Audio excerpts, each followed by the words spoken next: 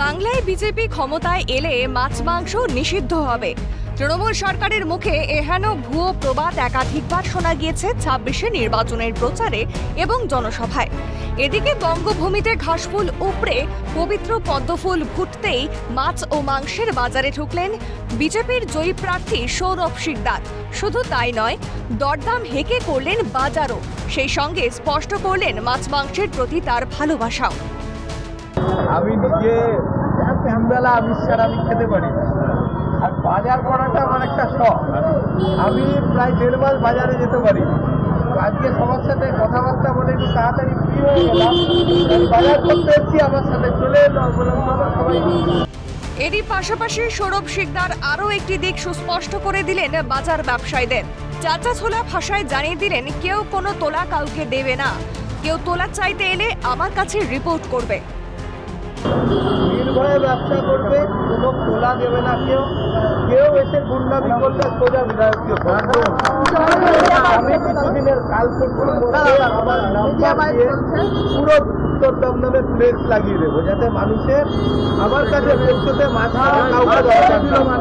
আমরা আস্তে আস্তে বাজারে ঢুকছি। মানুষের এই যে উন্মাদনা, এটা কিন্তু সৌরভ একটা মানে অভাবনীয় বিষয় না। মানুষ মুক্তি পেয়েছে, আর আমি এই যারা ব্যবসা করছেন বারবার বলছি, নির্ভয়ে ব্যবসা করবেন, কারুকে ১ পয়সা তোলা দেবেন না, চাঁদা দেবেন না, কেউ কেউ যেন না আসে। আচ্ছা, সবজি, কাঁচা সবজি রয়েছে সৌরভ, সবজিটা পরে কিনবো, সবজি কিনবো। প্রসঙ্গত, উত্তর দমদম বিধানসভা কেন্দ্রে বিপুল আসনে জয়ী হয়েছেন সৌরভ শিকদার।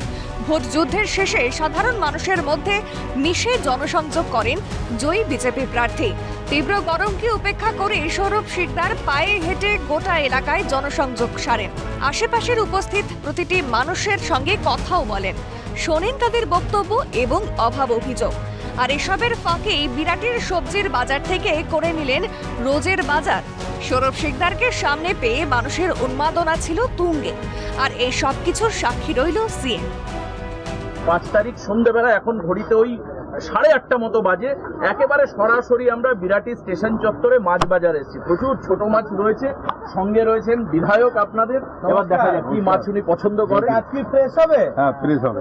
1/2 কিলো দিয়ে দিন।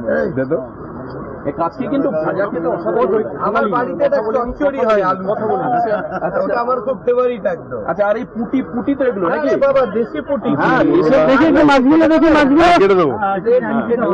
1/2 কিলো দিয়ে দিন। বাজার করতে করতেই সৌরভ শিকদার কথা বলেন দোকানদারদের সঙ্গে। তাদের সঙ্গে কথা বলে প্রতিশ্রুতি দেন, সরকার গঠনের কয়েকদিনের মধ্যেই তিনি বাজার ব্যবসায়ীদের বসার জন্য ভালো করে ব্যবস্থা করে দেবেন। অতীতে কি হয়েছে হয়নি, আমি খুব পজিটিভ মানুষ, তো সুতরাং আমি এই বাজারটা আমি করে দেব। আমাকে একটু আমাদের সরকার গঠন হতে দিন, সব ঠিকঠাক হয়ে যেতে দিন, আমি এই বাজার করার জন্য যা করণীয়।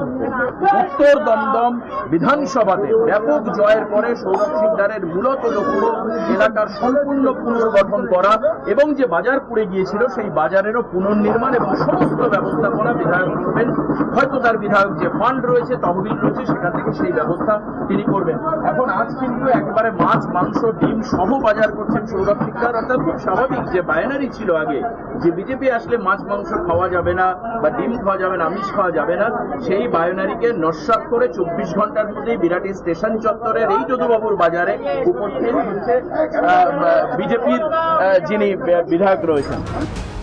ক্যামেরায় অভিষেক চক্রবর্তীর সঙ্গে শান্তনু সাহা ও দেবাশিস চক্রবর্তীর রিপোর্ট, কালকাটা নিউজ।